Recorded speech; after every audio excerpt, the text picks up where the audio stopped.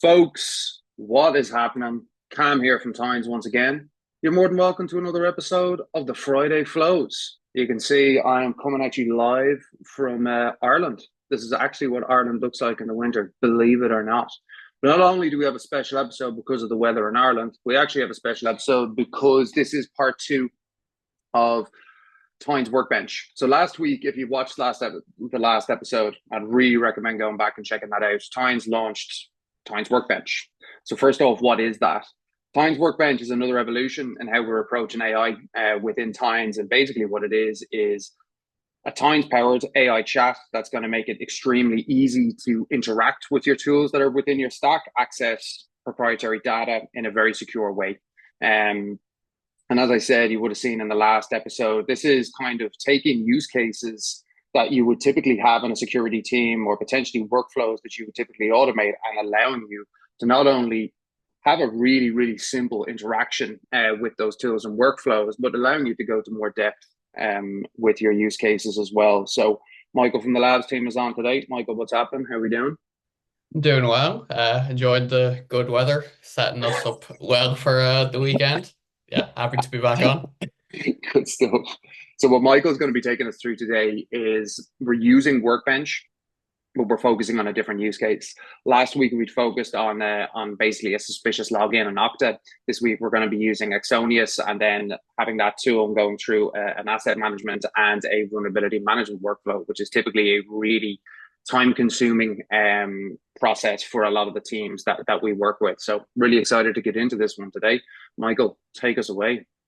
Sure, will do, Cam. This should be coming through for us. Yeah, Yeah. so asset vulnerability management, maybe not the most flashiest of security use cases, but can be very critical to a lot of security and IT teams. Can be very awkward trying to hop around between a few different tools and tabs, especially if you're trying to figure out what query do I need to come up with to search for a particular tool or asset. So in Axonius here, I'm just going to start off with, hey, what can you tell me about this particular host name in Axonius? I will click that to run. And then Benchy, as I think a few of us in Times have started calling our AI chatbot, will think about it for a second. It'll say, oh, okay, so it's now going to call out to this story here, search for assets in Exonius. I'm going to click confirm. And then if I hop over to this, I can see here, it'll maybe take it a second. So we can see here that within Tines, it's going to call out to this webhook. We have a few different options here. Maybe I said like, oh, can we find what assets maybe have this CVE? What assets have these particular ports open? Maybe I want to give it a specific IP, or maybe I want to see, oh, particular email address, what assets like belong to that person. Because we're in Tines, I can fully customize this workflow once it's imported to make it my own and give me something special with it. So if I flick back here, so we can see here, I've just given it the one query and it's come back. Okay, here's the host name, here's the operating system, all of this like very good information. Some services might only give you like maybe a slightly harder to read output, whereas this I find it's very clean. And the AI is like parsing everything out to installed agents, open ports, very easy to read.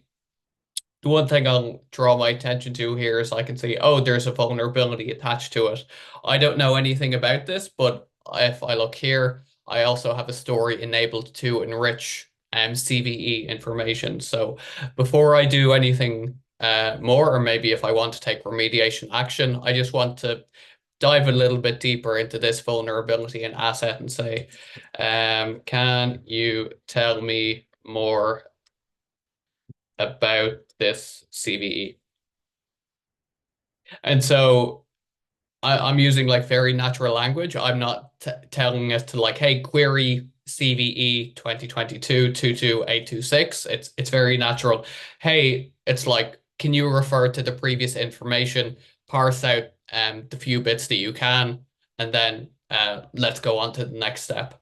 So we can see here that this is called out to this story, which is also in the Time Story library. I'll get onto that in a moment, but we can see here all of this information. The description is a vulnerability in expat. Here's the severity, 6.8, 8.8. It's getting up there. It would probably be something that um if I had this live in my environment, I might want to do something about it. So to me, maybe it's the end of my shift, or maybe I have a few other things that I want to do in the meantime. So what I want to do now is I want to consolidate all of this information into, like, say, a Tines case. So it means that, hey, I have this logged somewhere that either I myself or someone else can give it a look. They have all of the information there to work on whenever they get around to it. So uh, this is great. Um, can we can consolidate this into a Tines case?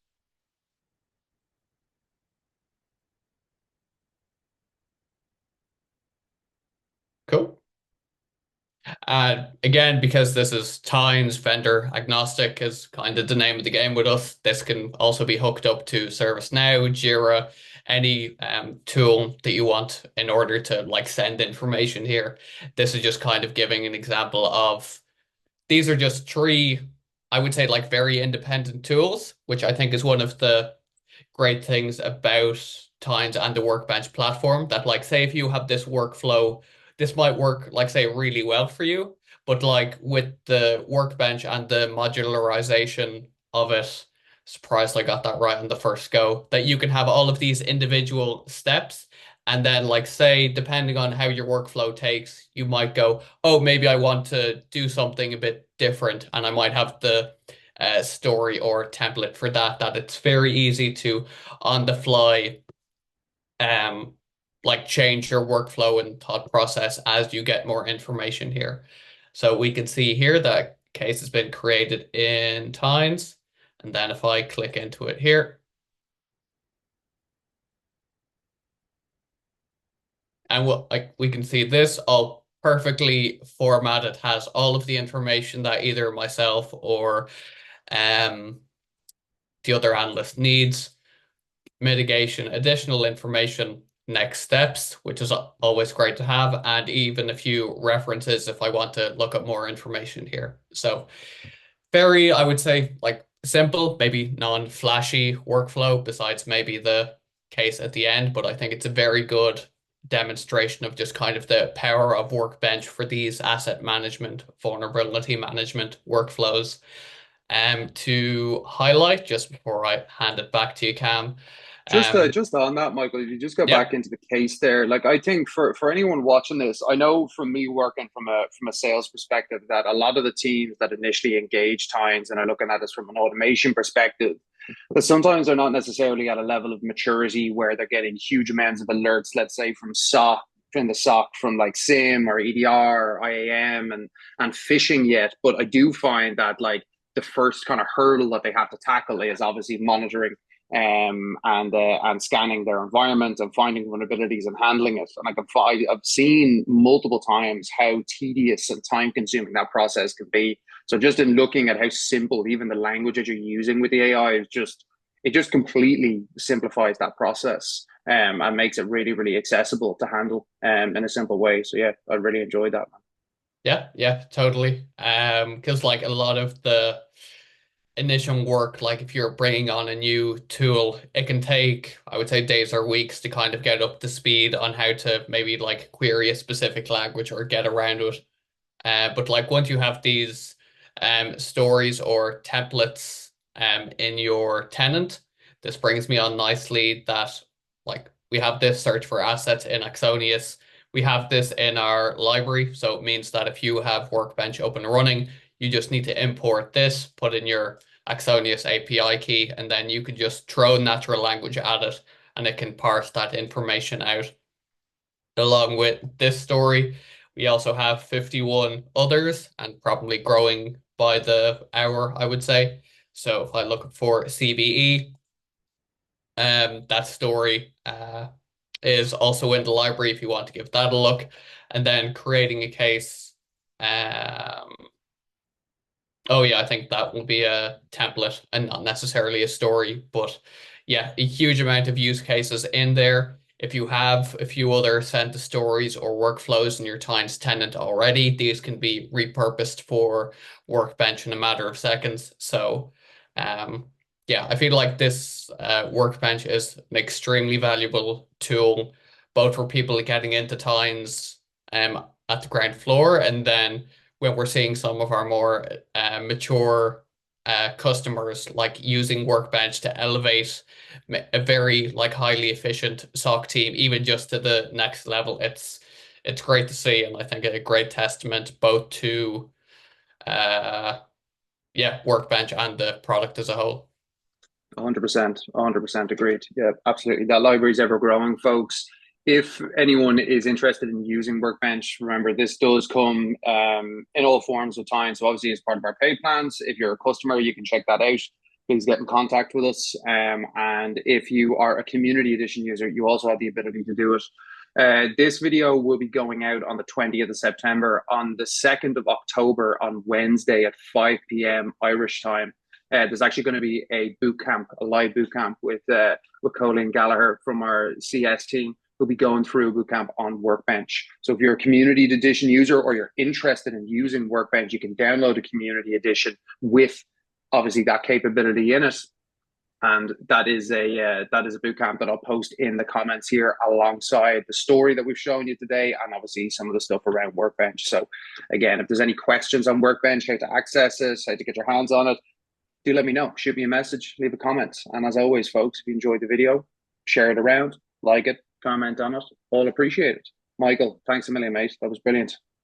Cheers. Talk to you, Cam. Have a good weekend. All right. Nice one.